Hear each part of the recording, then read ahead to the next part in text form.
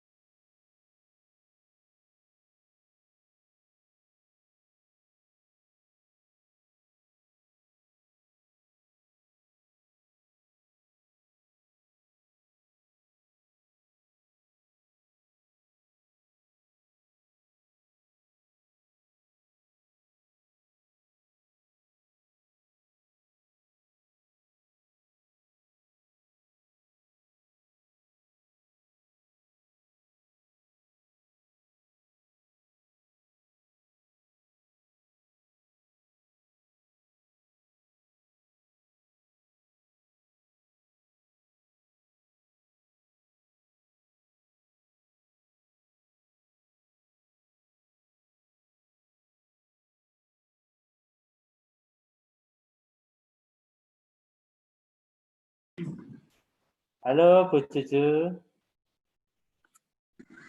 Yes, Dr. Zaki, how are you? Baik, Bu, baik. Alhamdulillah. Alhamdulillah. How about your presentation, your research grant presentation? Quite okay. We are waiting for the apa ni? For the answer, whether we can get it or not. How about the topic? About the marketing or about the COVID-19? For this grant. Yeah. For this grant, it's about aquaculture. Aquaculture. Why? They are going to produce something for apa ni? For making it easy to get higher quality fish fry. So for my part, I have to make sure that I go to the farmers and check whether they are going to use the technology or not. I see. So this is the collaboration research. It's not only under agribusiness. I see. But you are the leader. This is one of the, yeah. I see. Good luck lah, Bu. Thank you. So maybe now already 42 participants who already joined the meeting. So I think I will start now. Okay. Okay. How long do I have for to give the lecture? Sorry, Bu. Can you repeat again? How long do I have to present, and then how long is it for question and answer? The presentation will be around 40 to 50, and then the discussion until 2:30. So the discussion about 30. Okay. Is that okay, Bu? All right. Too short? Okay. So you are still working from home or already work in office? We have to go to the office now. Start this month or last month already? Last month we started to go to the office. I see. But then we have to register, we have to take the temperature.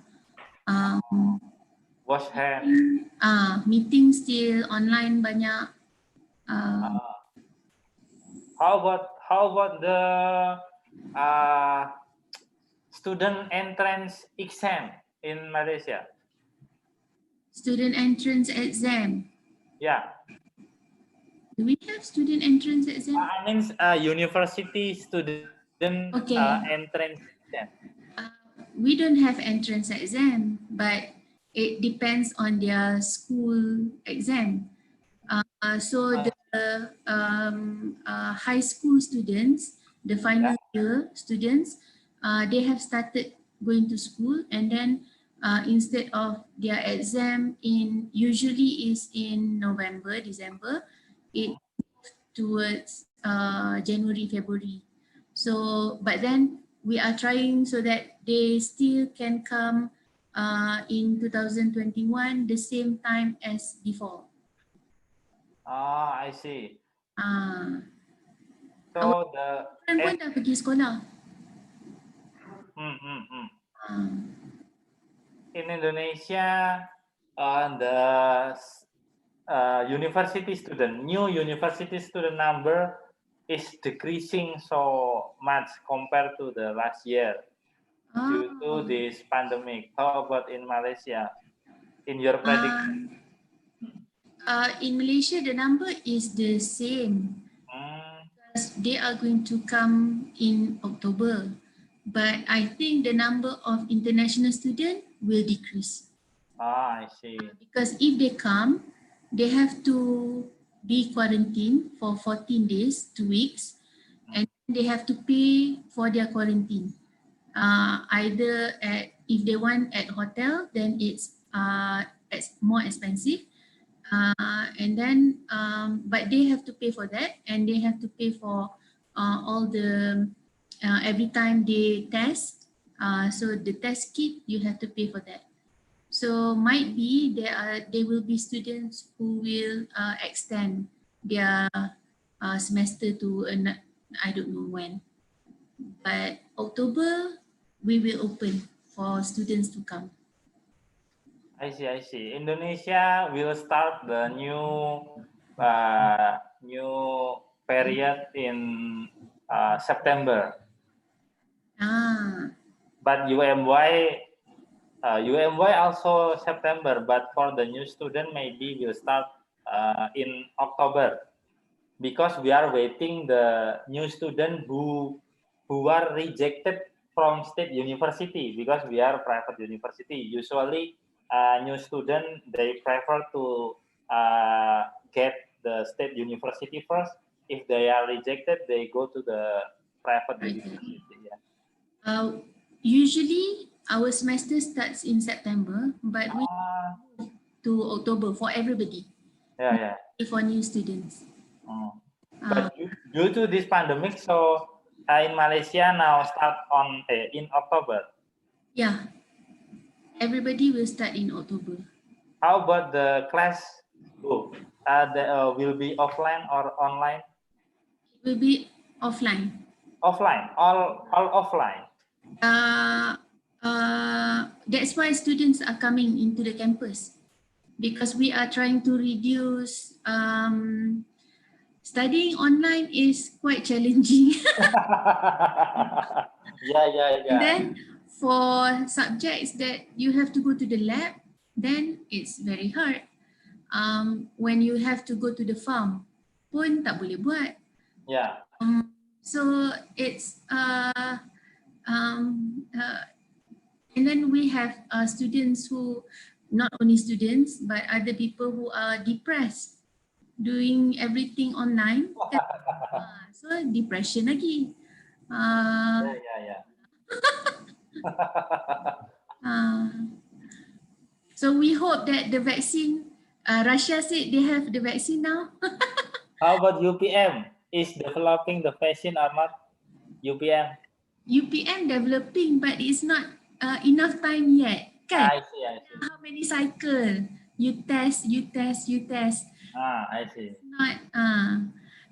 It's not ready yet. And then macam Russia, dia kata dia dah ready, but then it's like only in 2 months ke? Yeah. But Indonesia said you want to give how many people for that vaccine? From China, ya? No, Indonesia janji. So Indonesia now try to import the vaccine from China and become the test. So people will do volunteer for volunteers, to become to be tested that vaccine. They said that vaccine from China. We don't develop it ourselves. But in our news, Russian vaccine too, Indonesian government said they will have volunteers for that too. I see. So Indonesian government is very kind government. Kan? Malaysia belum lagi. Okay, Bu, let me start. Okay. Okay, hello everyone.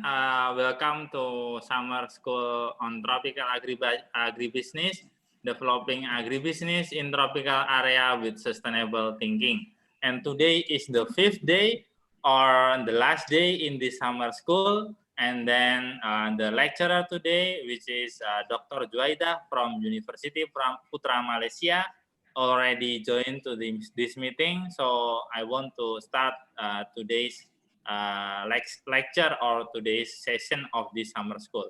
And today's topic is marketing on halal product.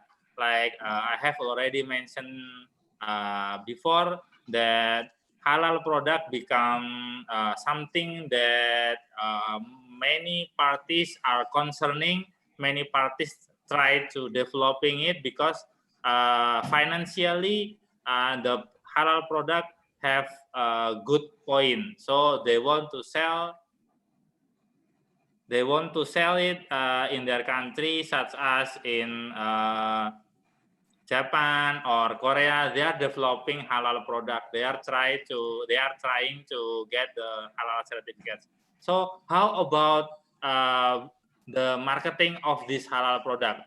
That one we will study today, and the lecturer will be Dr. Juwaidah from Universiti Putra, Malaysia. Dr. Juwaidah, your time is about 40 to 50 minutes. Time is yours, Bu. Okay, thank you very much, Dr. Zaki. Hi, everyone. So everybody is healthy. Hope everybody is healthy and fine today. Okay, so this is on marketing of halal products. So I will share my slides here.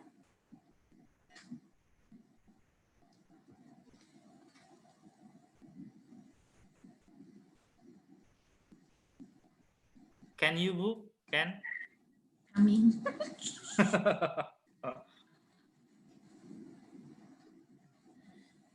Okay.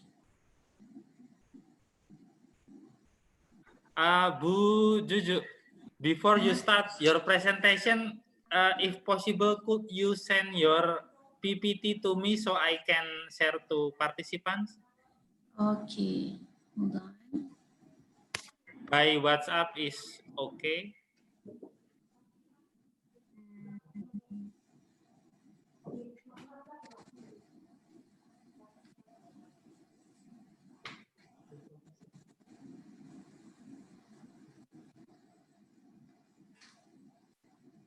Sekejap ya.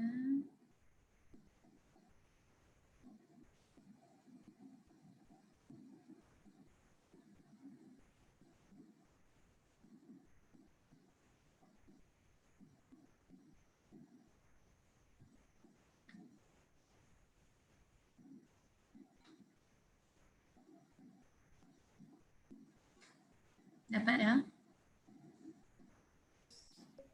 Yes.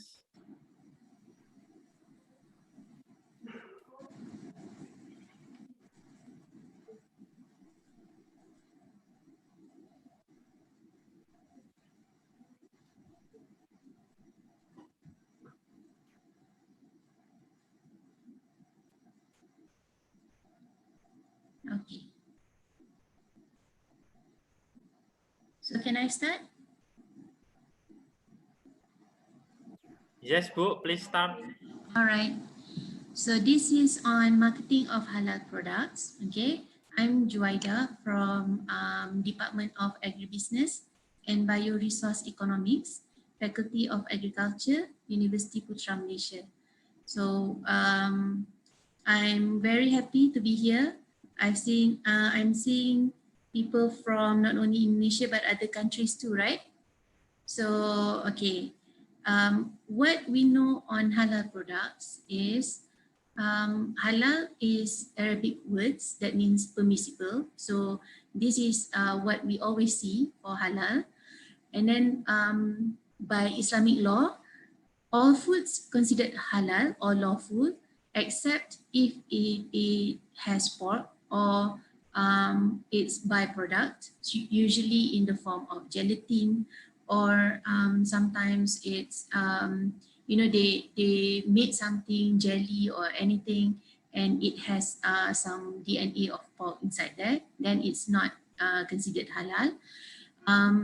Other than that, okay, for non-Muslim, they think that halal means no pork, okay, but other than that, actually it cannot be consumed by Muslim if it is animals that we always eat.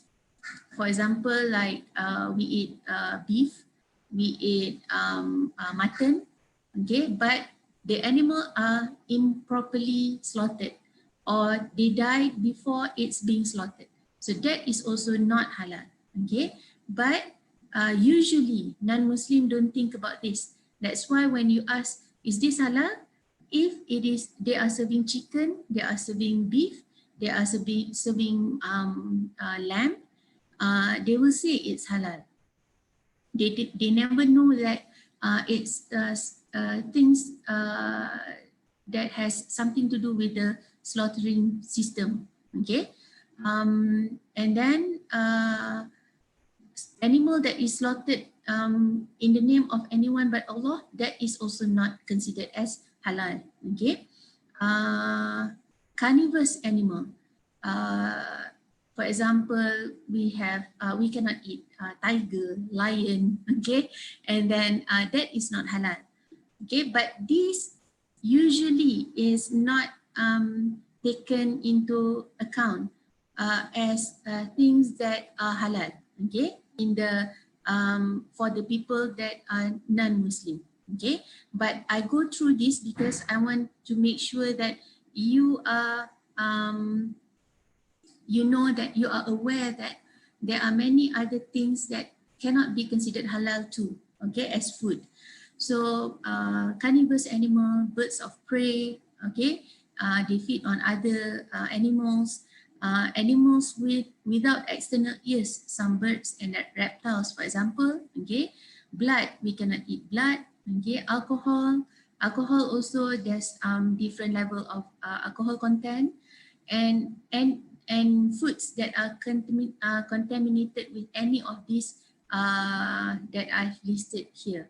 So that is not considered halal. So it's considered haram, and it's not for Muslim to consume this food. Okay, so because of there are things that we can eat and there are things that we cannot eat. So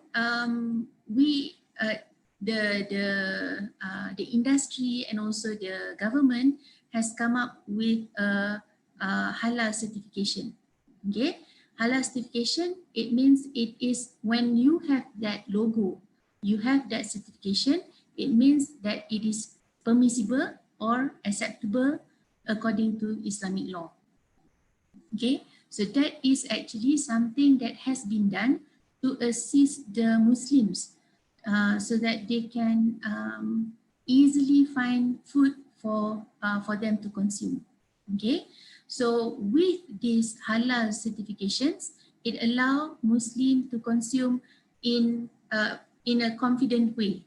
Okay, so we are not going to be was-was. We are not going to be thinking about whether this is halal or haram. Can we eat this? Can we do whether we can or we cannot eat something? Okay, so this is the basis of halal certification. Okay, so it's very important. But then, what if we cannot find halal logo? Okay, there are places where they don't have any halal certification body. Okay, so there are Muslims that went to other countries, and then they go for, other than halal certification, okay, other religion that also have certification, and it is very large society. It's kosher. Okay, have you heard about kosher? Kosher is for Jewish. Okay, so actually Muslim and Jewish, the things that they cannot eat, usually it's something similar, but Jewish is the things that they cannot eat, they have very long list as compared to Muslim. Okay, so sometimes when but now actually it's quite easy to find halal products, but sometimes when you cannot find halal products, they go for kosher products. Okay, but that is when it's really you call it darurat. Okay, it's very you cannot find any other things that you can eat. Okay, but what about vegetarian food? Vegetarian food, is something that people look for, Muslim people look for also, just because it has no meat base. Okay, but when it is vegetarian, you have to look for non-alcohol. The alcohol content cannot be there. If not, it's still not halal. Okay, so there are things that you can try to do in finding halal products, but there are things that you have to look out for. Okay, so this is global halal market. So when we say halal, it includes food and beverages, but also pharmaceuticals, cosmetics. It is also halal market. Okay, and it's a huge market actually. All right, because you see that global halal industry is going to grow between 3 trillion US dollar to 4 trillion US dollar in the world. This is because the Muslim community is growing all around the world. Okay, you think that people are trying to avoid Islam right now, but actually in certain places in the world, people are embracing Islam. And when other society have reduced their birth rate, okay, the Muslims are still increasing in birth rate. So that global halal industry is increasing yearly. Okay. Now, in 2007, SME annual report in Malaysia cited that United Nations said that Malaysia is one of the best benchmark in halal food industry.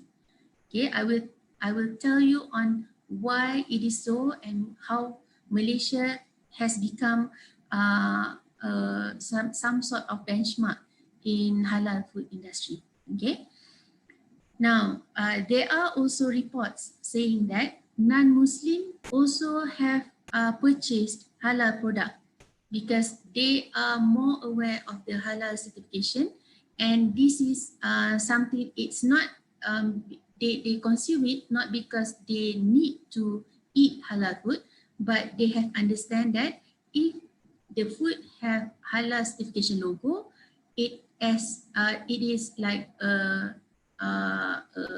guarantee that it's safe for consumption, it's hygienic, okay, it's not dirty, so they will have less problem after eating the product.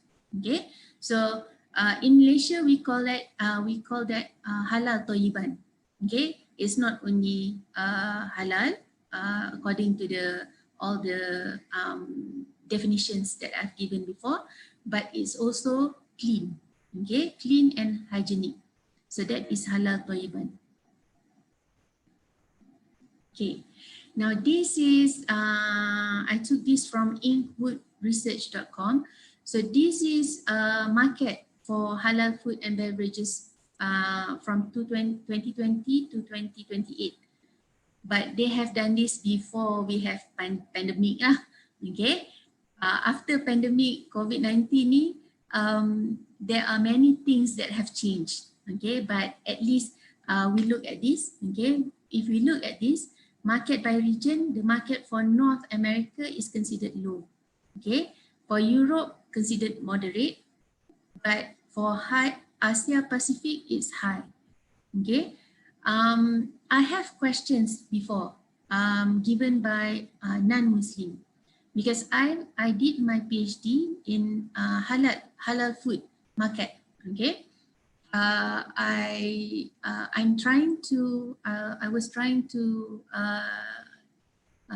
ascertain whether people living in Western countries do they need to look for halal logo, or they just buy from Muslim people and not non-Muslim. Okay, so at that time, that was in early 2000. So at that time, there was one man. He asked, why Malaysia are very particular in halal logo.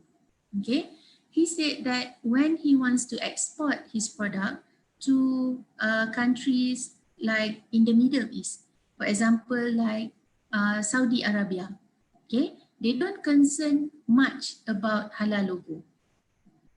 Okay, so he said in Saudi Arabia, it's nearly 100% Muslim people. In Malaysia, it's not 100%. So why are you like very particular about this halal logo?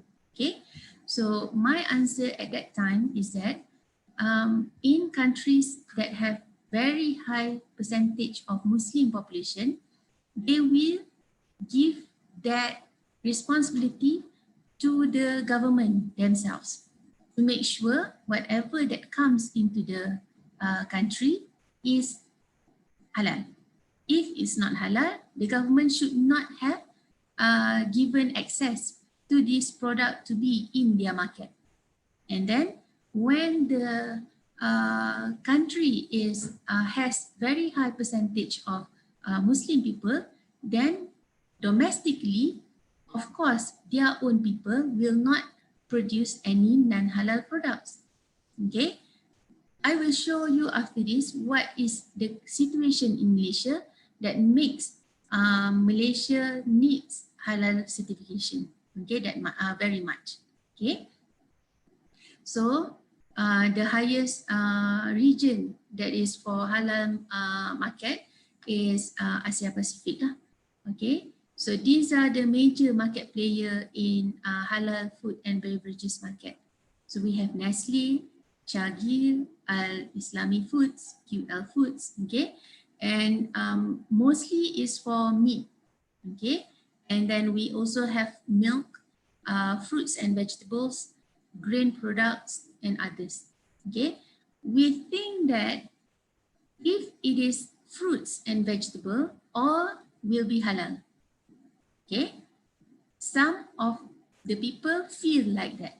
Okay, but what happens in the world right now when many foods are being exported and imported into other countries, when they want to retain the freshness, okay, they put something else. That additives, that is the one that you have to check whether it's halal and safe to be consumed by Muslim or not.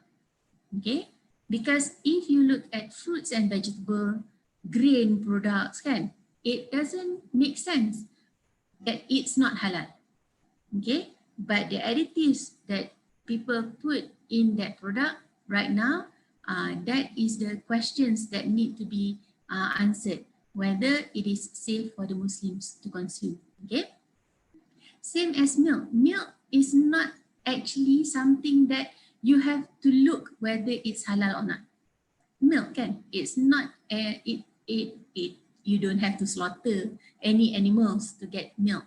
Okay, but then why it is something that fall under things that we have to look for halal logo? Because the same thing, sometimes they add additives, they add colorings, okay, strawberry milk, banana milk, you have chocolate milk.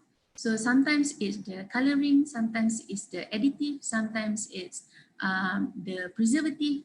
So these are the things that needs to be considered, whether it's halal or not. Okay, so these are places where you can buy halal products, and mostly it's through traditional retailers, supermarkets and hypermarkets, and online. But this one, that's why I said I believe this was prepared before our COVID-19 pandemic. Right now, Malaysia, this has reduced. For traditional retailer and supermarket has reduced, and online has increased. Okay, because now it's harder for Malaysians to go to supermarket and to the shops. Okay, when we want to go to the shops, we have to take turns. Okay, if the shop is small, so only might be like 10 people can go in at one time. So if the 10 people have not come out, another new person cannot go in. So you have to wait. And then that's why you have to queue in front of the shop. So it takes time. So rather than this, so it's actually you know, during the pandemic, many people lost their job. Okay, so this is actually one of the way for these people who has lost job to give service for purchasing goods, purchasing groceries for other people. They go to the shop and then they will send your groceries. Okay, so that is also considered online. So this has increased in Malaysia in the COVID-19 pandemic era. Okay, so now with these changes in the market, actually halal issue pun, it has some issues in halal products, because why I say that is because when other people transport your product that already is halal, if they transport that product with non-halal product, then whether the food that comes to you is halal or not. The supply chain has changed. Okay, we have Food Panda, we have Grab Food, kan? So if the food that they bring to you is in the same container as the food that they bring from the non-halal restaurant, is it going to affect the halalness of your food? So there are things that our halal certification body is looking at right now, because there are many things that is happening in the current situation. Okay, so these changes needs more studies. Okay, now this is where I get into Malaysia lah. Okay, I want to show you why just now I said that Malaysia needs this halal certification. Okay, Arab Saudi does not need that much on halal certification. Okay, now in Malaysia, our population is estimated to be 32.7 million. Okay, so these are citizens, 29.7 million, and then non-citizen people from other countries is about 3 million. Okay, 2020 is green. Okay, and then what happens is that we have different ethnic groups. Okay, and Muslims is only 69.6%. Okay, now with this 69.6%, that means about 30% are non-Bumi Putra. Now, Bumi Putra, some of them are Muslim and some of them are not. But the percentage of Bumi Putra that are Muslims are high. So let's say it's 60%. Okay, now 60% of Muslims, we have Chinese, 22.6%. A small amount of Chinese are also Muslim. Okay, now in Malaysia, there are many companies that are producing food products or non-food products that comes from non-Muslim. Okay, so when there are high percentage of products in the market that are produced by non-Muslim, so that's why halal certification is very important to us. Okay, I'm not sure about Indonesia. Population, percentage of population of Muslims are very high. Okay, but then when I am in Indonesia, I also have to make sure you don't go eat wherever that you are not familiar with, because it's not guaranteed that it's going to be halal. That means in Indonesia also there are certain percentage of non-Muslim, so you also are not sure, confident of what you are eating is halal. So this where the halal certification things issues arise. Okay, so this is why we are different from Saudi Arabia. We are different from Qatar. We are different from Jordan, for example. Okay, because they have a very high percentage of Muslims. Now we, with 60% of Muslim, we have many things, many food, many products that are being produced by non-Muslim. So we need to, because right now the ones that I said just now, mostly non-Muslim say it is halal if there's no pork, there's no gelatin, okay, so it's halal for you to eat. But they are not in the know that chicken also we have to look whether it's halal slaughtered or not. Okay, beef also we have to look. So these are the things that is not understood by non-Muslims. Okay, now I give you the history of halal labeling in Malaysia. It's very early that we are looking at halal certification issues. So 1974 is the first issuance of halal certification letter by Research Center of the Islamic Affairs Division of the Prime Minister's Office. That means this is by the government body. Okay, so the first certification letters is from the government body. And then 1994, we have proper halal logo. Okay, 1998, we give the responsibility to check to all the halal certification activities, we give it to private company. Because at this time, we feel that it's better for a private company to do all this because government have limitations of funding. Okay, we have limitations of staff. We have limitations of resources, okay, to do all these halal certification activities. So we try to give it to private company, but it doesn't work. Okay, so in 2002, halal certification activities is done by food. I cannot see, but it's done by the Food and Islamic Consumer Product Division under the Department of Islamic Development Malaysia, or we call it JAKIM. Okay, so JAKIM is the ones that are issuing halal certification until now. So after that, actually we have Halal Hub Division. Okay, we have created Halal Hub Division in 2005, and 2008 we tried to give again.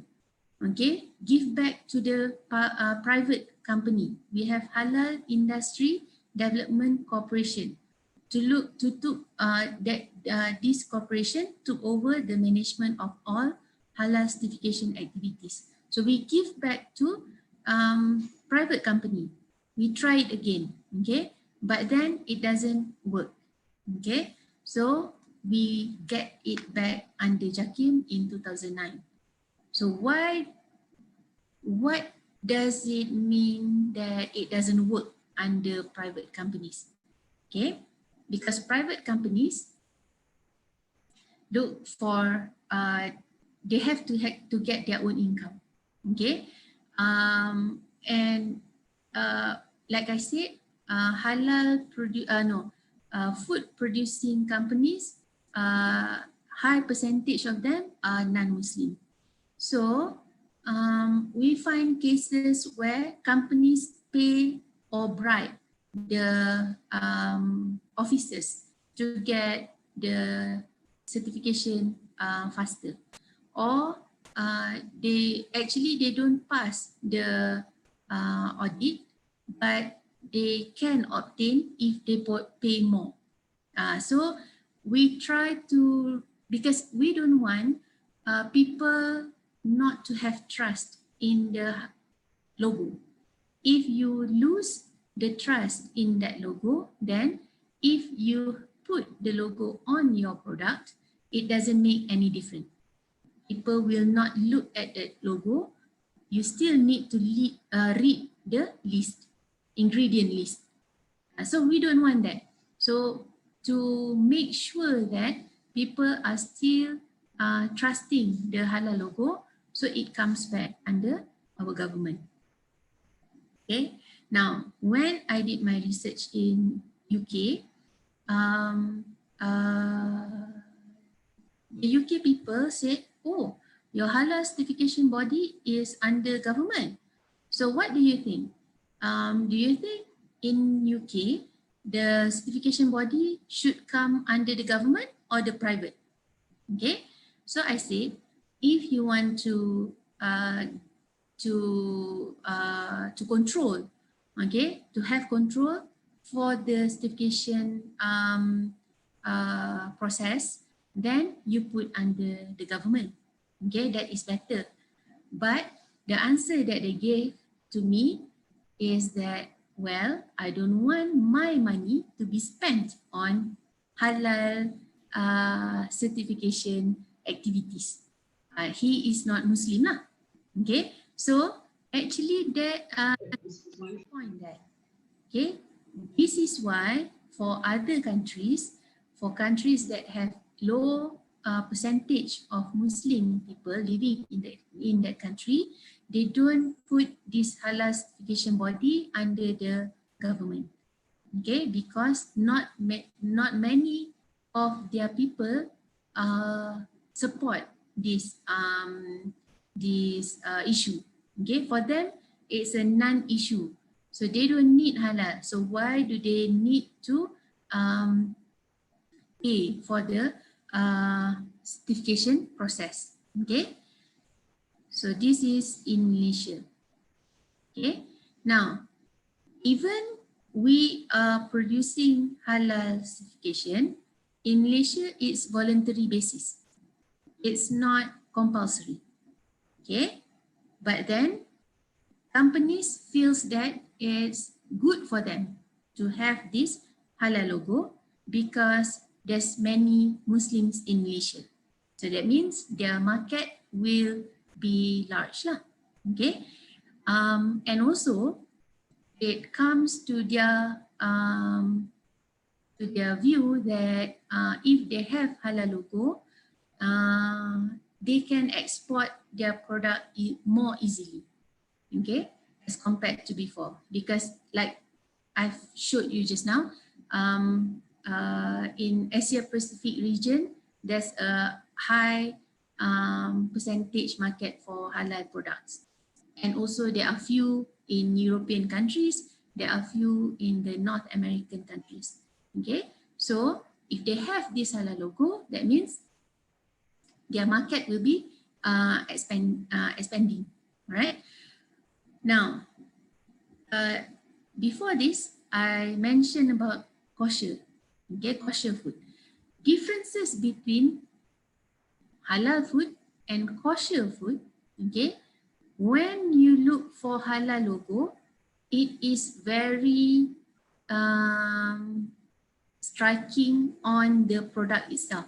That means when you look at the product, the logo is there. You can see it right away. Okay, so we make halal logo to be like that. For kosher, they don't put it glaringly on the product.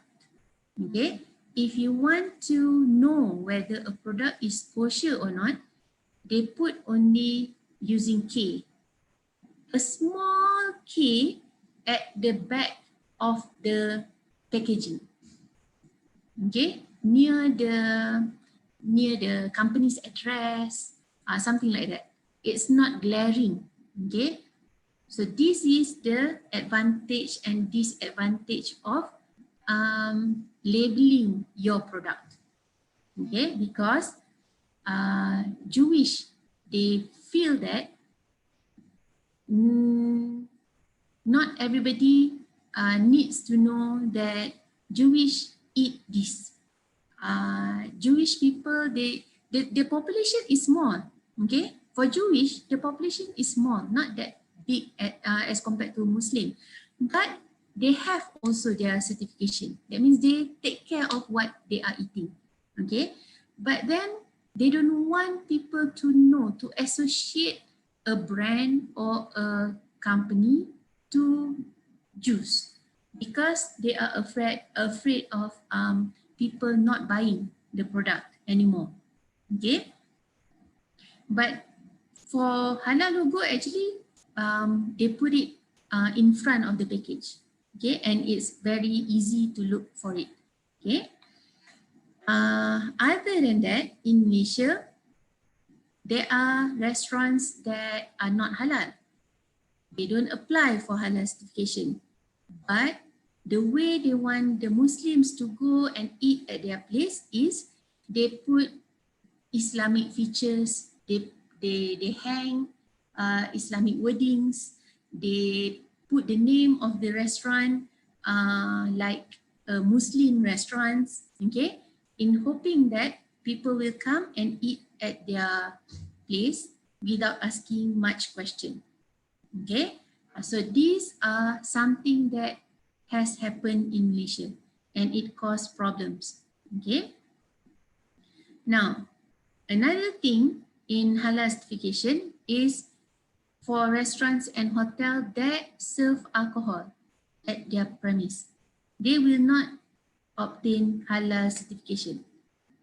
Even if the food is halal, but they will not get that halal certification for the restaurants or for the hotel restaurants.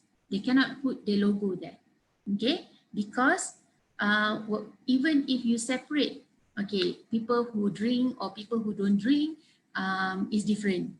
But the food is halal. So you want to put halal logo there. Now, they are afraid that if they put halal logo for this kind of restaurants and also for the hotel, then people might believe that whatever that the restaurant is selling is halal, including the liquor. Okay, so they don't, Malaysia ni, we try not to get people confused, not try to protect, okay, more on protection.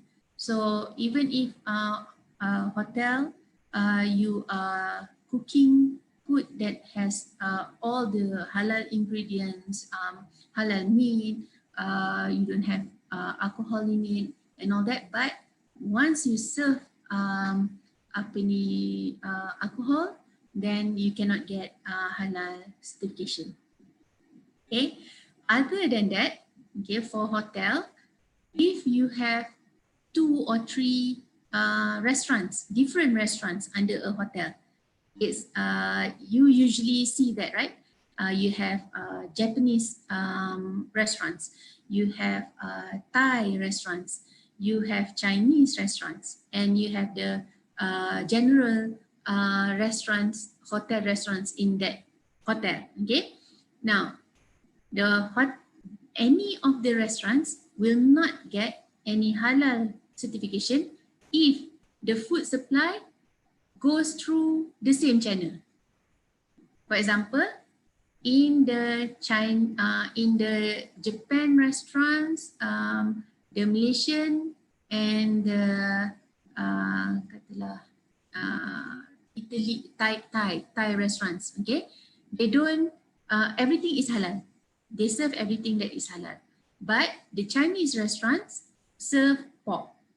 Okay, so when all the ingredients, raw materials comes in the morning, they are parked at the same place, they use the same lift, or they use the same stairs, then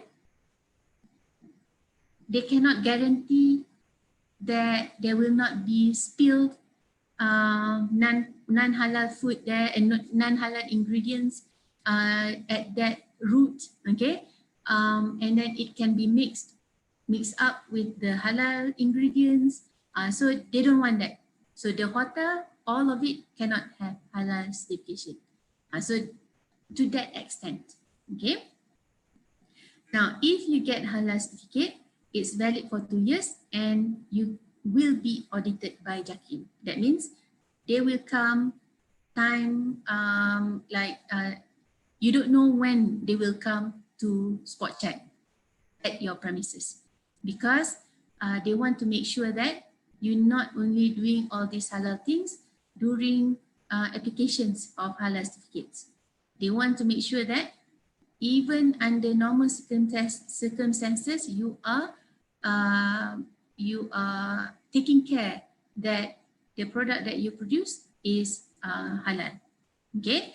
Now, when I say just now halalan toyiban, halal certification in Malaysia includes premises that are clean. That means when they come and check your restaurants and they find rat droppings, they find cockroach, okay, you put your raw materials on the floor, okay, it's not properly kept, it can lead to cancellation of your halal certification. Okay. If a new material is introduced in your food or beverages, you have to apply again. That means you have to send your samples again, they will test in the lab again and all that, go to the normal process and get the certification again. Okay. Now, this is comparing Malaysia and other countries. Okay. We have proper ecosystem for halal certification. Okay. Usually other countries, they only focus on production and certification. Okay. We have industry development framework. We look at all the industries, including tourism. Okay. But it's not available for other countries. Okay. We have dedicated government agencies, which is JAKIM. Okay. But for other countries, except United Arab Emirates, it is led by NGOs and religious bodies. So you can see halal certificates in other countries, it is produced by private companies or the mosque community, or NGOs. Okay, so they it's not funded by the government. Okay, we have halal certification for food, non-food and services. Okay, that's include tourism and all that. But other countries usually on food and meat products only. Okay, and we have all the data, export, investment, employment data, establishment and all that. But other countries is very little data available because it is being done by small companies. Okay, they don't take time to produce all these statistics. They just do their work and make sure that whoever that apply, make sure that it's halal and then they get the certification. Okay, so they don't look at compiling and producing all this data.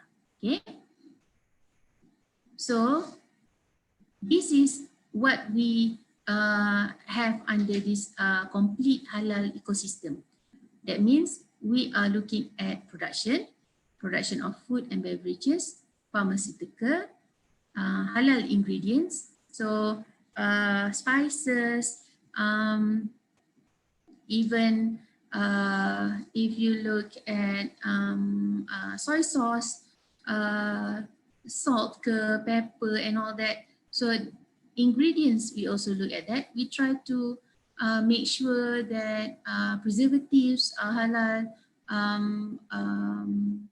what you call that, food coloring, okay? And then we also have cosmetics and personal care. Your toothpaste, your makeups, your what you use every day, your shampoo, okay? So that also applies for halal certificates actually. So most companies try to apply for halal certification. Okay. Services, halal logistics, for example, for transportation of products. Some of these products require that during this transportation also you make sure that it does not transport non-halal products. Okay, you don't want to mix. So there are market for halal services, halal transport services. Okay, Islamic banking and takaful. Okay, we are the pioneer, and then now it's being used by other countries too.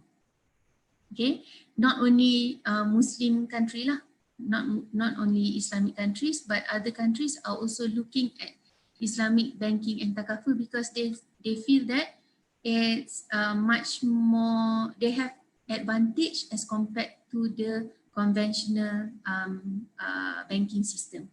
Okay, Islamic healthcare. Okay, now we have actually hospitals that are only for women and child. Previously we don't have, but I have been to Middle Eastern country. They have Islamic healthcare for a long time already, but Malaysia is only going into Islamic healthcare now.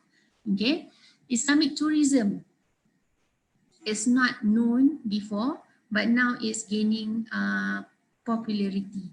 Okay, because sometimes we don't want to mix between men and ladies. Okay, and then there are when we go for tour, we try to find tour guides that will bring us to all these popular spots, and after that bring us to the halal restaurants.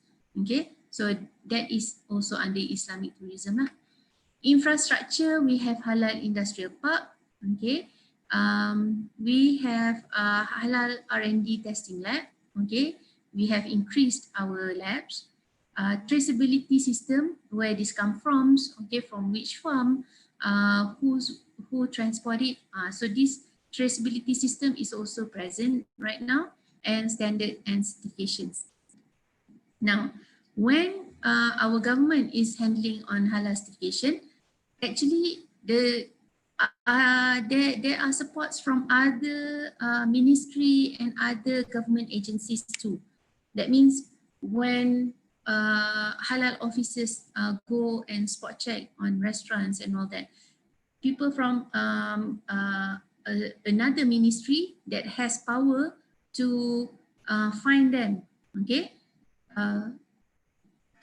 okay, so they will follow the JAKIM officers during this raid. Okay, and then we have Halal Development Center just now, HTC. We are also JAKIM also works with Standards Malaysia. Okay, all these ISO and all this, to make sure that when JAKIM standard is presented to the public, it is in line with the Standards Malaysia, so that it can open up the market for this halal certificate. Okay, that means other countries can accept that logo lah. Okay, and then after that, now human capital, we also have diplomas, degrees in halal management, halal certifications, okay, halal auditors. So these are already been given in the syllabus in universities and college. So there are more acceptance of halal in the other segments too. Okay. Now, if you look at this is what Halal Malaysia's logo look like. Okay, right now. Before this, we have a few logos before this, but this is the latest, and we have been using it for, I think, about 10 years. Okay, so we are looking at pharmaceutical, logistic, food and beverage, food premises, slaughterhouse also, they have to have halal certification. Okay, that means the place itself, consumer goods and cosmetics. So it's not only on ingredients of product, but also on the supply chain until it reach the consumers. Okay. Now, what are the issues on halal certification in Malaysia? We have problems. It's not that we don't have problems. Okay.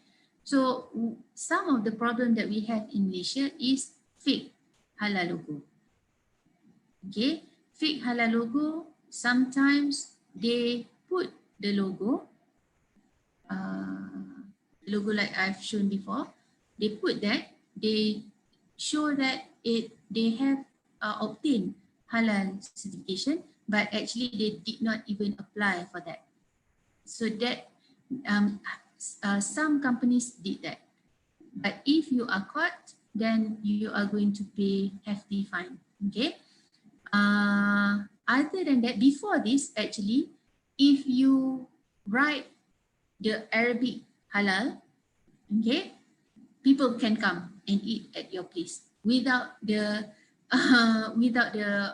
audit or checking from the JAKIM. Okay, now you cannot put that. You spell it halal, H-A-L-A-L. You put on your product, you are going to be fined. Okay, you put halal in Arabic letters, but you did not even apply for halal JAKIM, you are going to be fined. Okay, because they don't want people to simply put the halal and then you are assured that your product is can be eaten or can be used by the Muslim. Okay, so fake halal logo is something that is in the market even until now. Misuse of halal logo. Misuse ni, for example, they have obtained halal certification. Okay, but after they have obtained, they don't. They put something else in their food ingredients or cosmetic ingredients. Okay, halalan thayyiban, cosmetic that are not safe to use is not being given halal certification. Okay, so if it's dangerous for your skin, for example, dangerous for your health, you will not get halal certification. But these companies, when they have obtained the halal logo, halal certification, what they do is they think that JAKIM will not come and check their premise. So they put something else in their product, or they add non-halal ingredients in their food. So that is misuse of halal logo. Okay, and we have companies that are doing that. Companies that have obtained halal certification and they don't keep up with the cleanliness of the premise also is misusing their halal logo. Expiration of halal certification, it's expired already, but they still put the logo in their restaurants, or they put the logo still on the food products.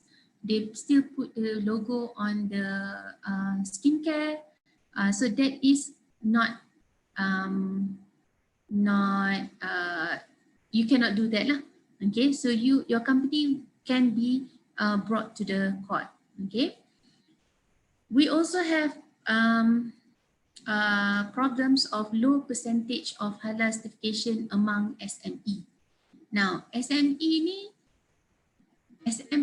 is actually a high percentage of companies in Malaysia, about 70% are SMEs. But SMEs, there are a lot that are being owned by Muslims. Companies, restaurants, products that are produced by Muslims, if they think that their market is not that big, so people know that it is being produced by a Muslim, so they think that it's not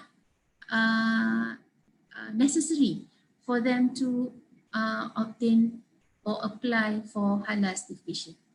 people will trust that they are going to produce halal food lah, halal products. Okay, so that is one of the disadvantages actually in Malaysia, because we want SMEs to also venture into foreign markets. So we are trying to get all these SMEs to apply for halal certification too. Okay. And lastly, we also have cases where product has obtained halal certification. They have put halal logo in front of their product, but after checking or after receiving complaints by people, they have traces of pork DNA in the food products. This is also comes under misuse of halal logo.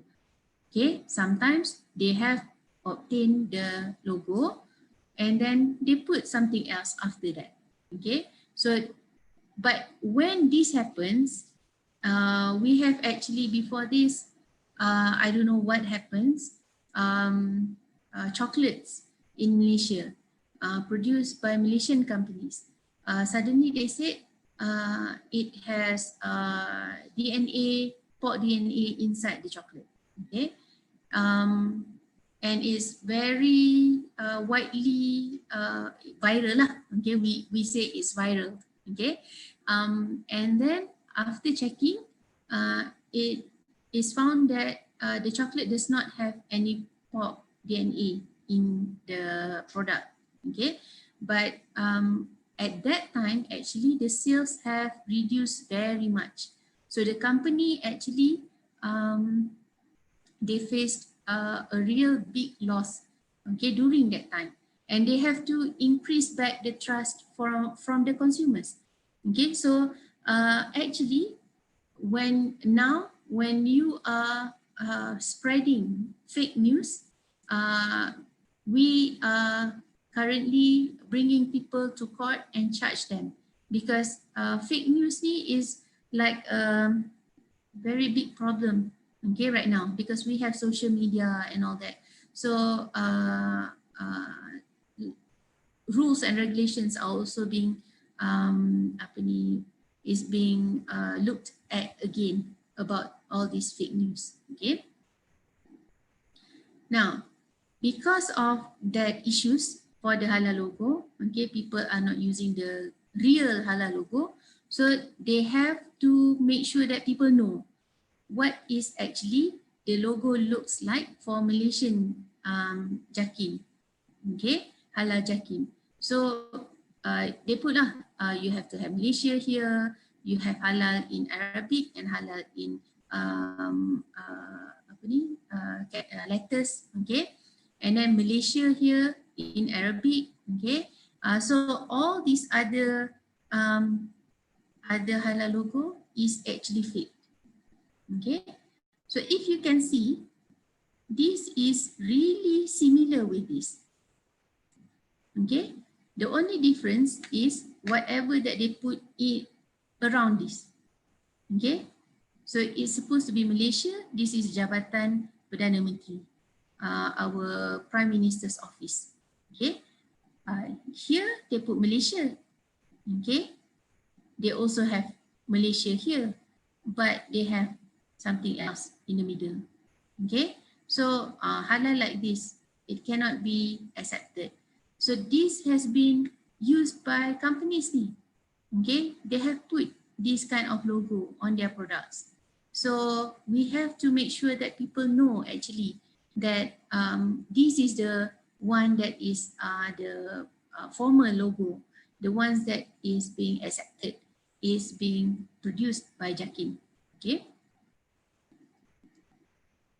Now, other than Jakim Malaysia, that halal logo, we have in 2019, this one I take from the latest one, we have recognized, Jakim has recognized foreign halal certification bodies and authorities from 45 countries, and some of the countries produced a few, they have a few different authorities. So they have, Jakim have recognized and say that we can use these 78 certification bodies.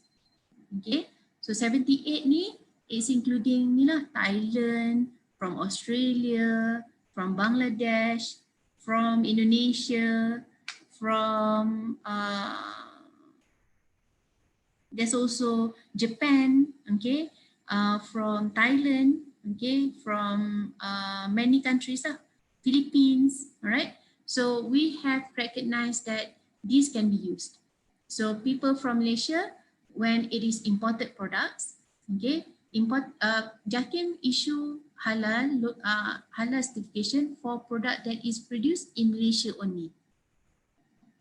If it is produced, for example, we have one company in Malaysia, their production is in South Korea. Yeah, in South Korea. So, but the company wants JAKIM certification. Okay, the company doesn't want the certification from halal certification from South Korea because they think that with JAKIM halal, their product can be sold widely in Malaysia. The market will be bigger. So they bring JAKIM people to South Korea to check the premises. Okay, and also all the samples they send to JAKIM's lab. So that is one of the way for companies that have production in other countries to get JAKIM certification. If not, they can get from all these certification bodies, and then they can bring back the product and sell in Malaysia. Okay. So there's no issue that Malaysians that cannot buy things from other countries. Okay. Now, this one is the latest research on halal certification management. Okay. So what they found is that halal certification ni sometimes companies does not want to apply because they say that it's very slow to get approved. Okay, approval too takes longer time. So they come up with these problems of lack of manpower. Okay, auditors that have qualifications is not enough in the market. Okay, in JAKIM. And then after this, I'm going to show you my e-halal system. Okay, and then reviewing of halal certification applications are very slow. Okay, threats from other certification body, lack of proper guideline in Malaysia halal certifications. Okay, and then sometimes when we think about it, sometimes different country also have different interpretation on what is halal and what is not halal. Okay, so JAKIM has to make sure that it can be accepted by people in Malaysia, the definition of halal itself. Okay, so they suggest this to improve the performance of Malaysian halal certifications. So collaborate with industry players and other agency to make sure that JAKIM is they know about the current situations. Okay, speed up reviewing process, suggestions from halal executive, more infrastructure for Malaysia halal certification body because they think that now it's small. Okay, because if we compare certification process between Malaysia, Thailand dengan and Indonesia, Thailand and Indonesia, I think their process is faster. Malaysia are slower. Yang tu it is being known, okay, by the industry players. More and then suggestion for improvement. Okay, now these are the improvements in halal certification management. Okay, so we have more officers appointed in JAKIM so that it's going to be faster. All right, the process is going to be faster. Faster approval for halal certification application. Faster doesn't mean that confirm you will get. Okay, so they will check, but because of they have more people and more labs, okay, and we have also come up with kits to test that is far more faster than before. So these are some things that help to get the approval faster, okay, in lower time, okay. And then we have my e-halal portal. So this is something that has been done by the government to make sure that it's faster approval, okay, for application for halal certification. You can do it online and then you can send the sample. And also for consumers, consumers can use my e-halal to check whether this company have obtained halal certification or not. Okay, so you can go to that portal, you type the company's name or the product's name, and then it will show whether it's being approved for halal or not. Now, the Muslims know that halal is the best. We need it. Okay, it's good for us. Okay, but then these are happening all around the world. They have anti-halal campaigns. Okay, you have beware halal food fund terrorism, boycott halal. So they want to boycott Domino Pizza, KFC, Campbell Soup because this is halal. Okay, you have anti-halal campaigns in Australia, in US, in Germany, in Russia, in India. So they are saying all these things to make sure that people will not buy halal products. Okay, so even if you say that halal certification is good, it's added value for your product. That's why I said before this, between kosher and halal, kosher they put their logo to very discreet, very small on the package. But because halal, you put very prominent on your product packaging, people can identify your logo too very easily. Okay, it's supposed to help the Muslim, but sometimes it makes problems in this situation. If there are boycott or anti-halal campaign, then your product will be the first people will not buy. Okay, so with this actually there are challenges, okay, for halal food products, halal tourism, halal bank, Islamic banking, halal pharmaceutical products, halal cosmetics, okay, because of all this campaign all around the world, okay. And then I did, this is thank you already, but then I want to add one more. So actually, if you look at all this, okay, the market is there for halal products, not only food and beverages, but also pharmaceuticals, makeup, skincare, tourism, healthcare, and all that. Okay, banking. There are increasing markets. Okay, but the ones I think are getting more focus right now, people are looking is on the logistics, transportations, okay. That is to bring, when you bring your halal product from one place to another, sometimes you don't think about the logistics and transportation. So this is where halal issues might be something that you want to look into, okay. In selling your products not face to face, how to make sure that the halalness is still being taken care of from your place to the until it reach the customers. Okay, so these are because in business we look at 4 P's, right?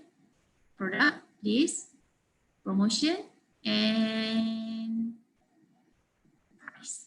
Okay, so make sure that when you have halal certification, it will not jeopardize the price. Okay, that means it's not going to increase your price. It's not going to jeopardize the product. For example, Japan soy sauce. Okay, mostly it's not halal because it has alcohol content. So Japan companies want to make it halal. They know that Muslims like to eat to eat their soy sauce. Okay, the taste is different. Japan soy sauce tastes different from Malaysian soy sauce. Tastes different from Indonesia's soy sauce. Okay, so they want to they know Muslim consumers, and they also have Olympics kan, which has been deferred to 2021, but might be deferred again to 2022. Okay, but they know that more Muslims are going to come to their country.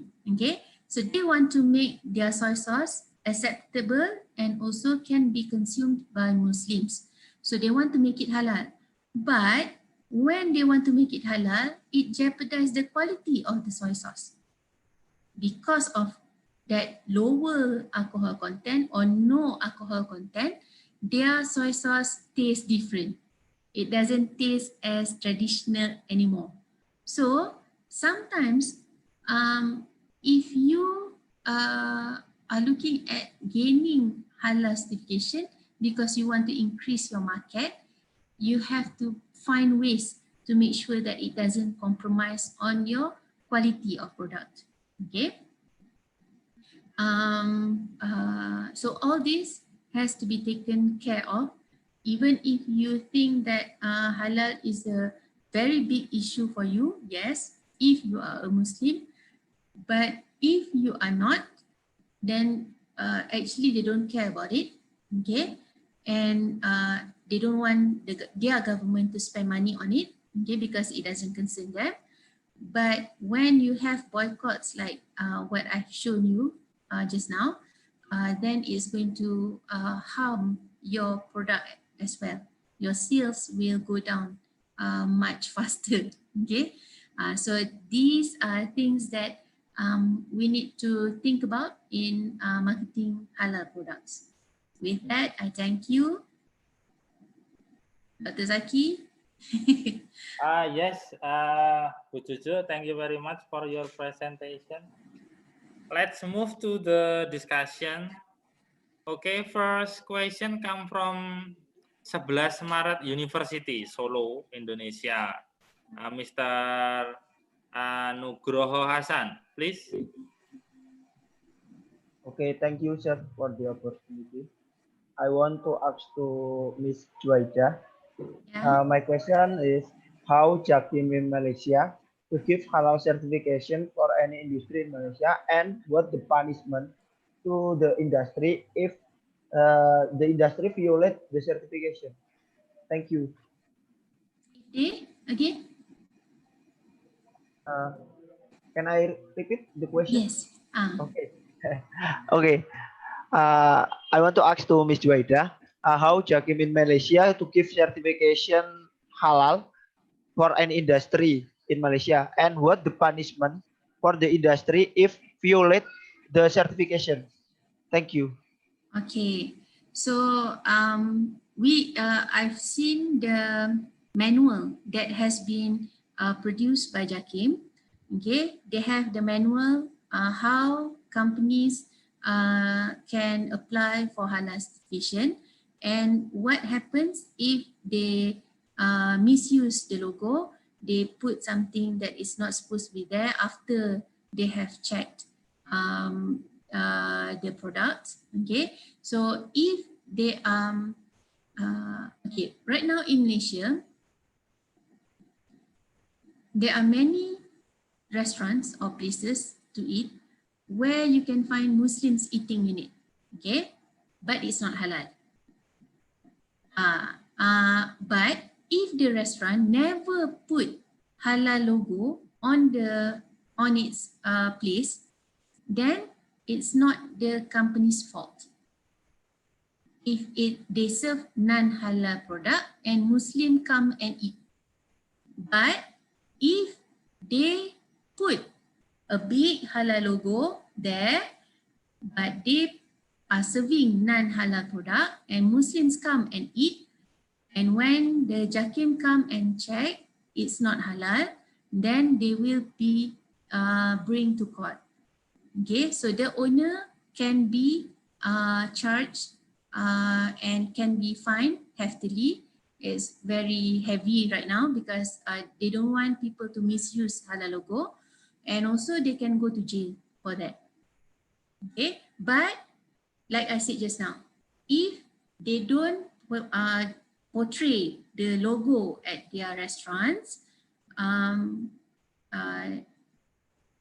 probably their food have alcohol. The Muslims don't taste the alcohol, they don't know, but they come to eat, but they never put any halal logo at their restaurants, then it's not the company's fault. So they will not be charged for that. So actually it falls under the consumer themselves. You know that you are Muslim, you lah check. You have to check what you are eating, okay? What you are taking, because it's you own, it's your religion, okay? So, but misleading, for example, you put, the company put the logo, and because of the logo, the Muslims felt trust towards the company, so they come and eat at your place. Then Jakim can bring you to court for that. Okay.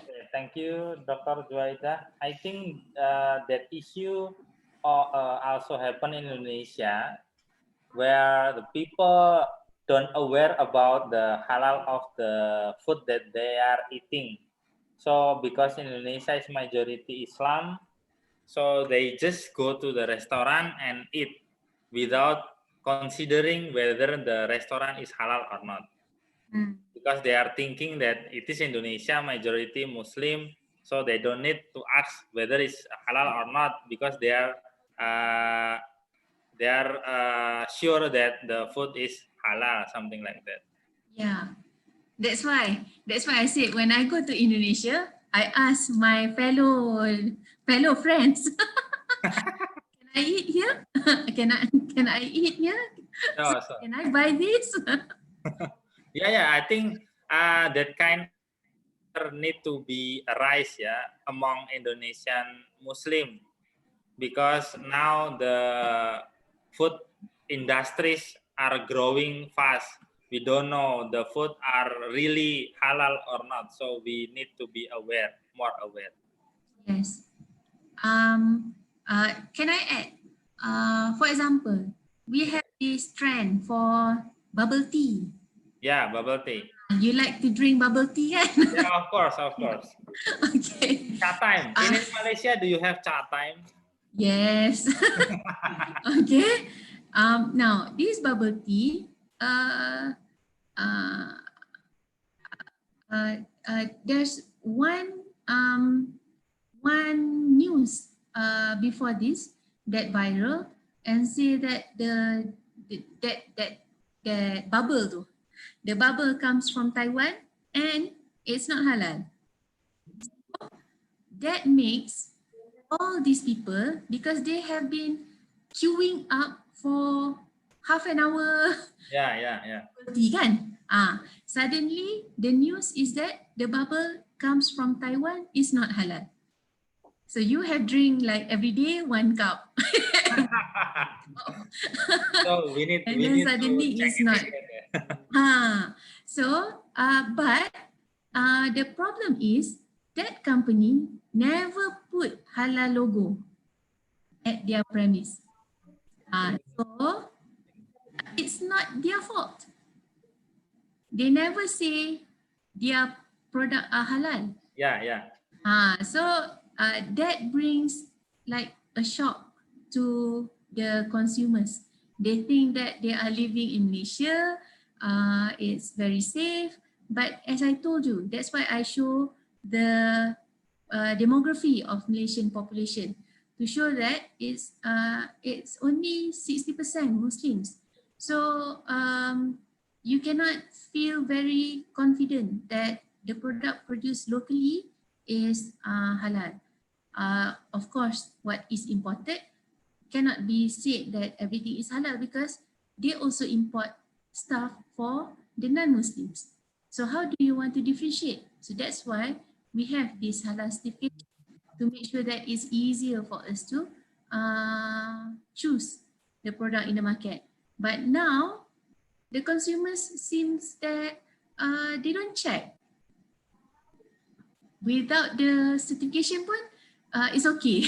Yeah. I think that the bubble, it's not logical for it to be produced non-halal. They say it's only tepung, it's only flour. Yeah. So these are the things yang the awareness of Muslim consumers themselves have to change. Okay, thank you, Doctor. Let's move to the next question. Come from Universitas Perjuangan Tasikmalaya from West Java. Mr. Dikri, please. Hello, Mr. Dikri. Your mic is malfunction again, I think. Or you did not go on? Because yesterday Mr. Dikri also want to ask, but problem with his mic. Okay, let's move to the next question. Come from Universitas Muhammadiyah Yogyakarta, which is Miss Asri Tribulandari, please. Okay.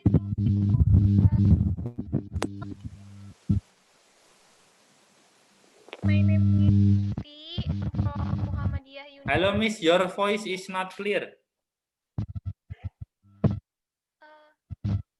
Hello, Miss. My name is Asri. Yes. I'm from Muhammadiyah University of Jakarta. I have two questions. First, in the market, which product is Sorry, Miss Asri, your voice is not clear, I think, yeah. So maybe you can write down your question in the chat, okay? Write down in chat. Okay, write down in the chat, okay? Okay, let's move to the next question. This is come from Universitas Muhammadiyah Yogyakarta, which is Miss Hanifah Fadila.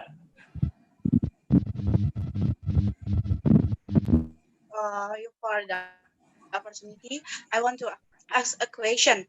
When we are in an area that is difficult to find a product with halal logo, and we know that the product is considered halal, how shall we do, Miss?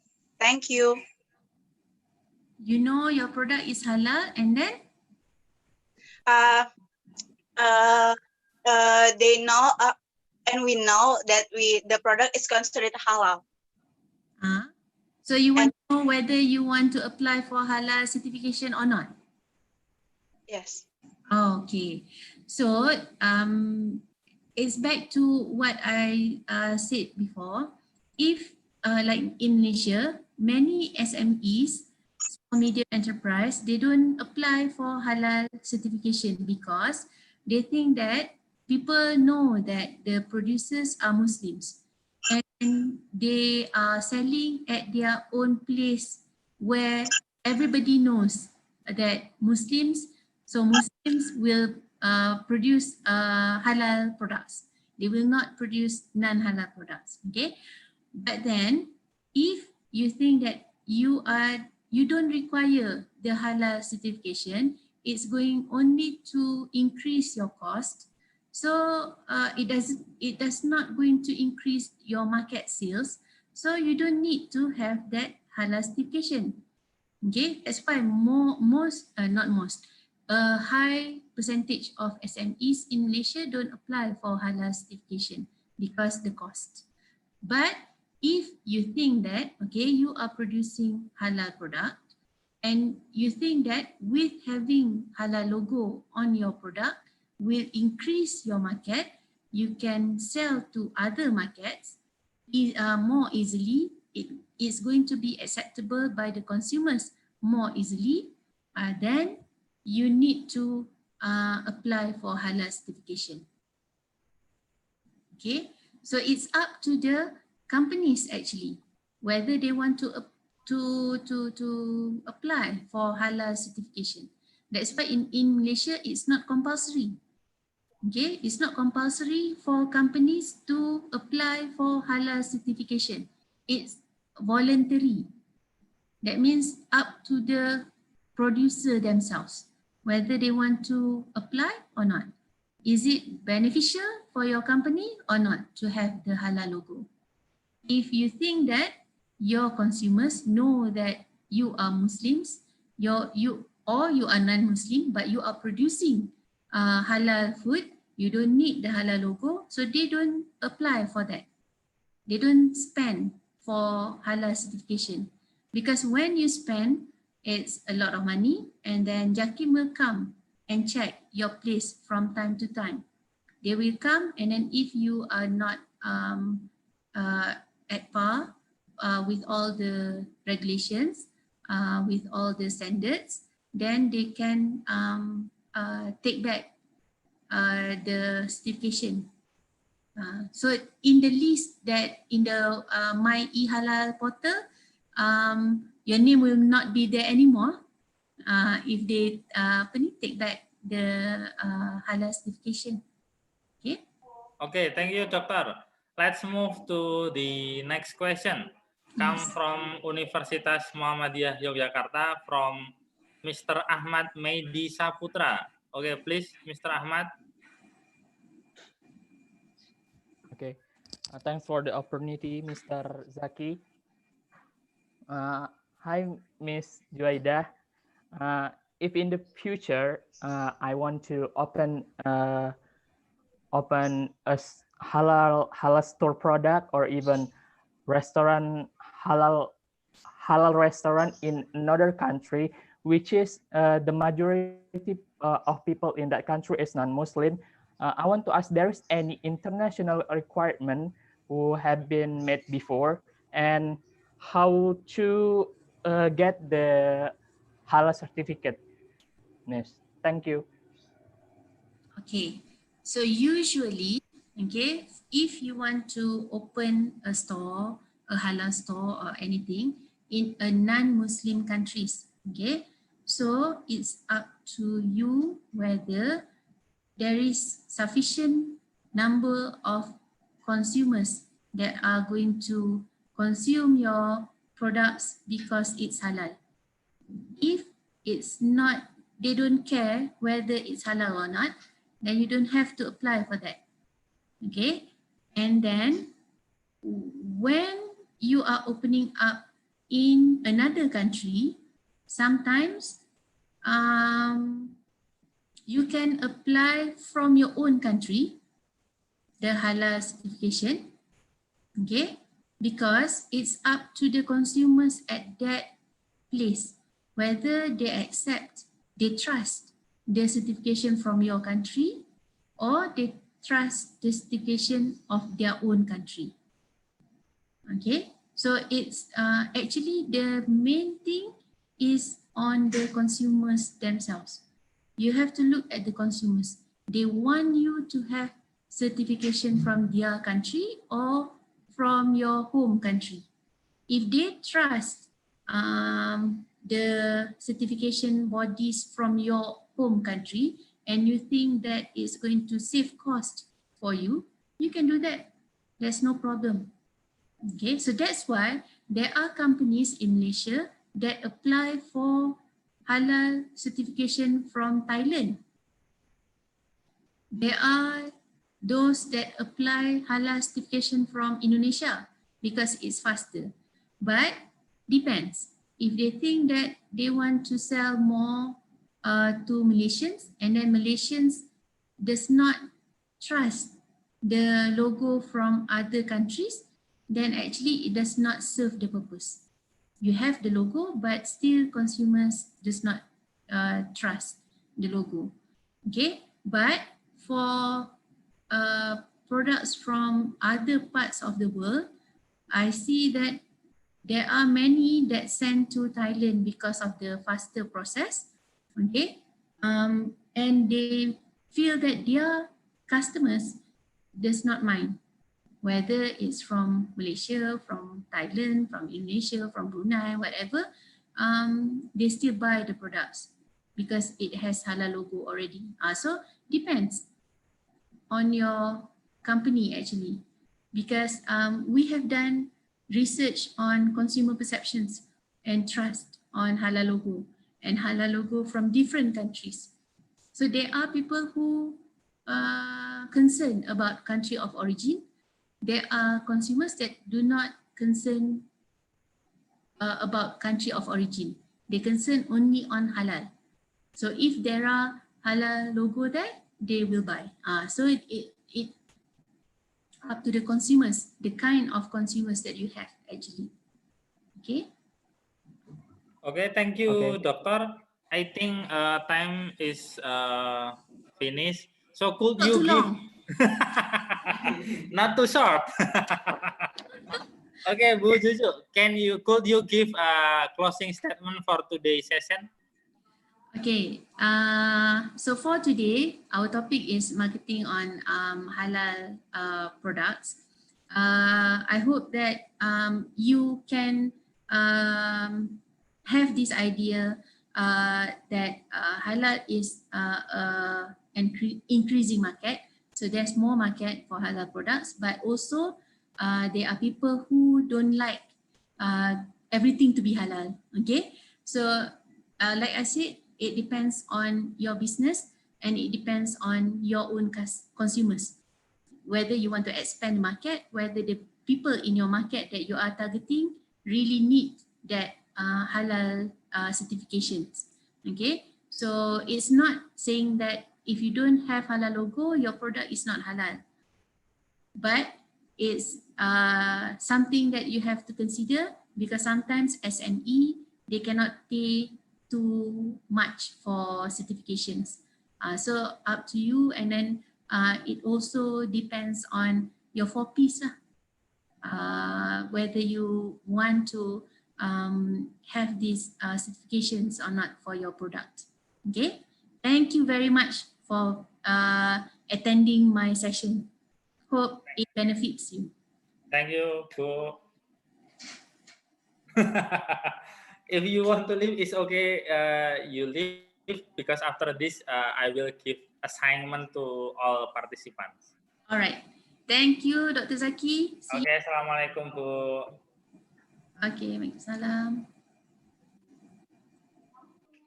Okay, to all participants, thank you for attending or joining today's session.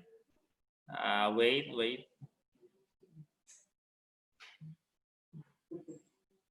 Thank you for joining today's session. The presentation come from Dr. Juwaidah. I think was excellent enough for us to learn about the marketing on halal product. And then we are sorry for some participants who already sent some question that we couldn't give to Dr. Juwaidah to answer it because due to the time limit. So after this, I will announce some award that we have promised before.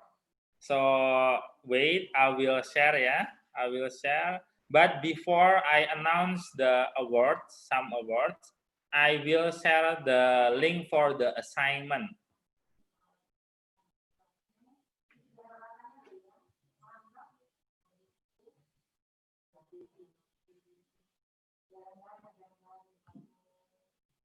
Okay, can you see it?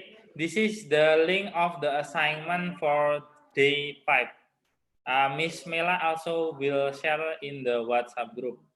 first you need to do this assignment because we will do evaluation, and then based on that evaluation we will give in your transfer credit grade, yeah, A or AB or B or BC, something like that. Okay, we will give a grade in your transfer credit certificate.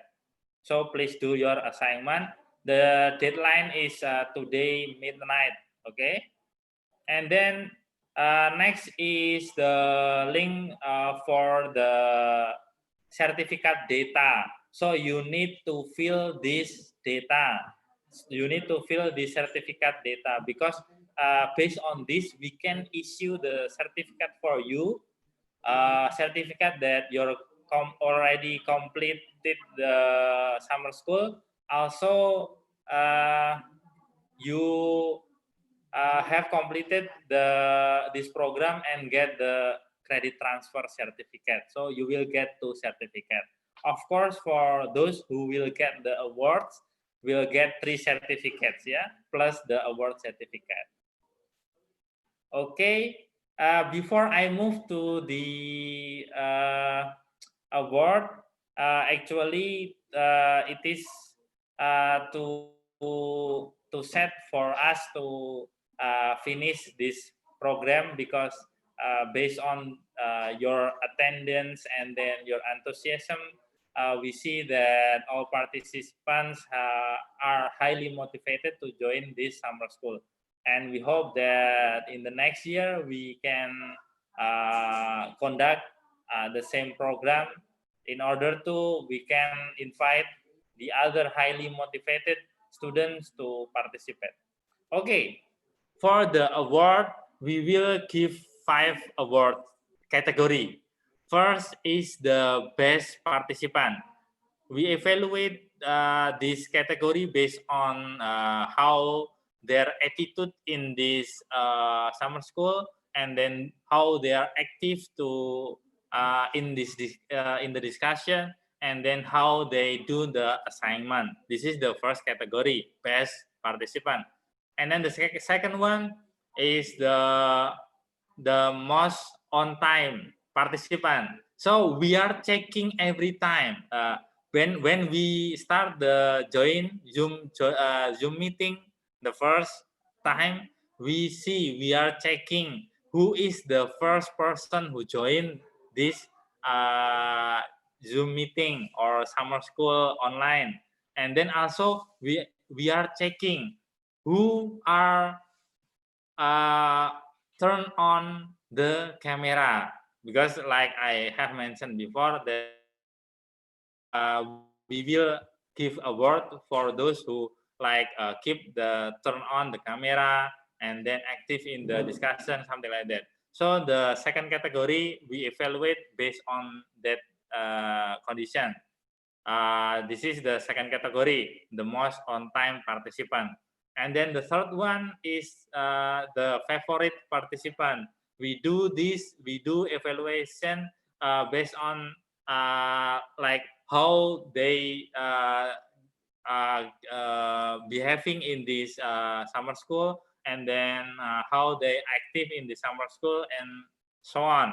And then the next one is the most active participant. So we are evaluating based on how they active in the discussion, how they behave in this summer school online, and something like that. And then the last one is best assignment participant. So on the best assignment participant, what is the best assignment participant? We evaluate this based on the assignment. Who are doing the assignment in seriously doing the assignment, and then comprehensive answer in the assignment, something like that. Then we conclude to give award for the best assignment participant. So we will give 5 categories of award. Okay, so we will announce it. Are you ready? Ready, I think, yeah. Okay. This is first for the best participant is Mr. Muhammad Sufi bin Muhammad Sanusi from University Malaysia, Terengganu. Okay, Mr. Muhammad Sufi, can you give 1 or 2 words for this award? Hello, are you Hello, here? please give 1 Hello. or 2 words. 1 or 2 words that I can give. Just doing your best to be the best participant, and I just enjoy this summer camp by only online, but I just having a fun with the University Muhammadiyah Yogyakarta because they have invited us to join and have shared their own knowledge to us as a UMT. And that's all for me, and thank you very much for giving us an opportunity to join this summer camp. Okay, That's thank it. you, Mr. Muhammad Sufi. Okay, next let's move to the next award. The most on-time participant for M. Dian Pradana from Universitas Jana Badra, Yogyakarta. Hello, Mr. M. Dian. Mr. Dian. Hello, Mr. Dian. Are you there? Hello, Mr. Dian.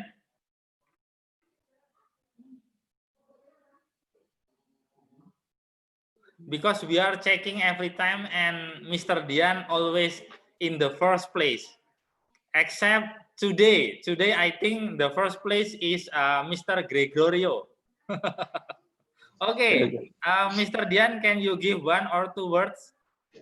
Yes, thank you. I'm so surprisingly about this achievement, but thank you about this achievement. I'm so happy about your opportunity. Thank you, thank you. Okay, thank you, Mr. Dian. Okay, next, let's move to the next award. The most active participant for Mr. Nugroho Hasan from Universitas 11 Maret. Okay, please, Mr. Nugroho Hasan, can you give 1 or 2 words? Okay, thank you for the opportunity. Thank you for Universitas Muhammadiyah Yogyakarta that help of summer course. This is a very important and very beneficial course for me and for others. And I hope Universitas Muhammadiyah Yogyakarta can help any activity of like that. Thank you. Okay, thank you, Mr. Nugroho Hasan. Okay, let's move to the next award. Okay. The favorite participants for Miss Aisyah Rizky Ananda from Universitas Muhammadiyah Yogyakarta. Okay, Miss Aisyah, can you give 1 or 2 words? Can you hear me? Can you hear me? Yeah, can. Thank you so much for this award. I don't think I can win this award. And thank you so much for Universitas Muhammadiyah Yogyakarta for this opportunity. And this is my first time joining the summer school. Hopefully, I can join next year for summer school. Thank you so much. Okay, thank you, Miss Aisyah. Okay, next, let's move to the next award. The last award, yeah. The last award. Okay, will be the best assignment because for the first 2 4 categories, I think some of you maybe already guess. Oh, maybe this guy will get the prize or award. But for the last category, I think nobody will know because only committee are evaluating the assignment. Okay. The award for the best assignment for Miss Farah Nabilah binti Usmardi from University Malaysia Terengganu. So based on the assignment, we see that Ms. Farah Nabila are very seriously doing the assignment, and then we see through the video that she was hearing carefully, behaving in this summer school. So we choose Ms. Farah Nabila binti Usmardi. Okay, Ms. Farah, can you give one or two words for this award? Hello, Miss Farah. Are you there?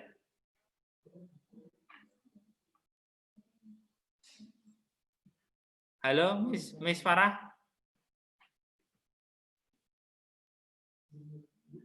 Please unmute your mic first. Okay, Miss Farah. Hello, Miss Farah.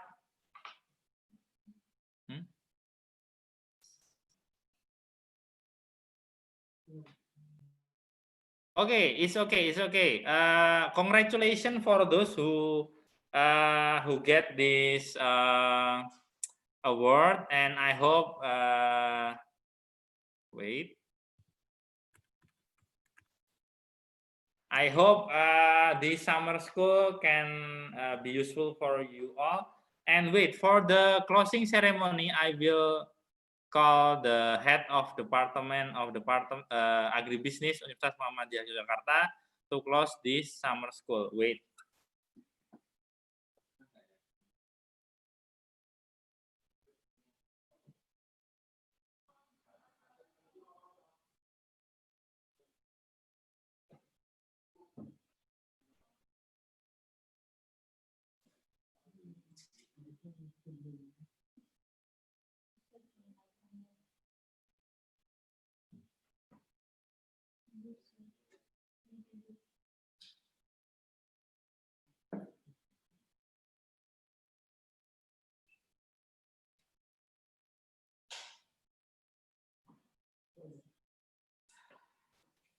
Okay, because Miss Annie, Miss Insinyur Annie Istianti MP is in meeting with the campus leader. So for today's or for the summer school, I would like to close with Hamdalah. And last but not the last, I, as the chairman of the summer school, would like to thanks to all participants, all speakers who participating in the summer school.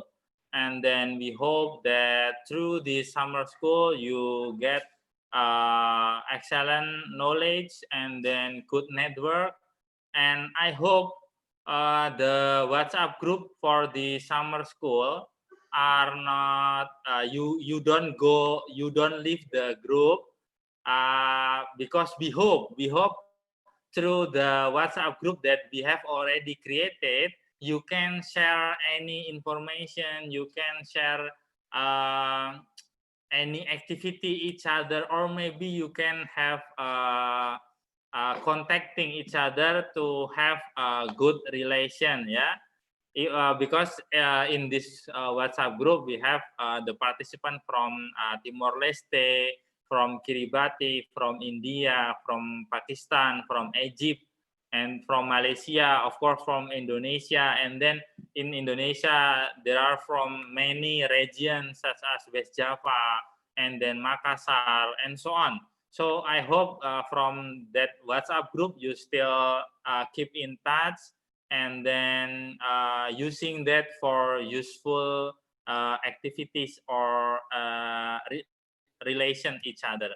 Okay, I think that's all. And then for the last information, based on your assignment, we will evaluate it and then use it for the transfer credit grade. And then we also will issue the certificate, but please be patient for the certificate, and the transfer credit certificate will be issued maybe 1 week or 2 weeks. Need time because we need to do the evaluation for the assignment, and then we will we need to make the certificate because we need to input some information based on the link that we have shared to you before. Okay, so please be patient. But if you need ask something, you can ask in the group, yeah, or directly to Miss May or directly to me also okay, or to my email or Miss Mela email. Okay, I think that's all. Before I close, is there any question from you? No? Okay, if no question from you, I will close this. Please stay safe and then have a nice day and have a nice activity. See you next activity, see you next event. Okay, bye-bye. Okay, thank you, sir. Thank you. For inconvenience. Yeah. See you, everyone. See you. See you.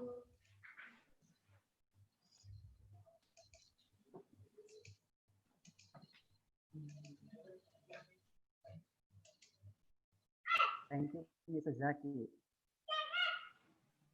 Okay, if you have any activities, you can invite us and we can participate, yeah.